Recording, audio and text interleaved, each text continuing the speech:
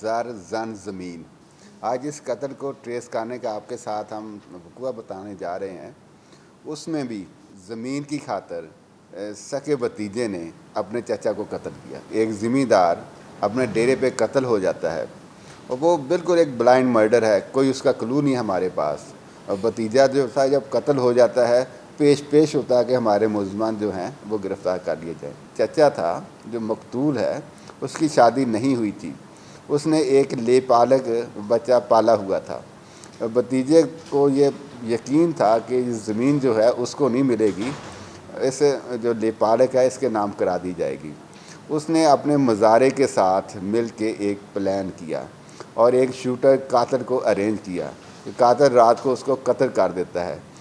Shooter تو ہمیشہ اسیسن ہوتا ہے، پیسے لیتا ہے اپنے کام کے، پیسے لے کے اس نے کیا۔ وہ تھا جو باہر سے آیا تھا۔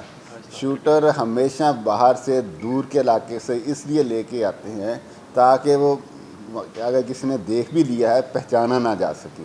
اگر بندہ پشاور سے آ جاتا ہے، چارسدہ سے آ جاتا ہے، کسی دور دراز کے علاقے، اگر کسی نے جاتے ہوئے دیکھ بھی لیا تو بتا نہیں سکے گا کون بندہ تھا۔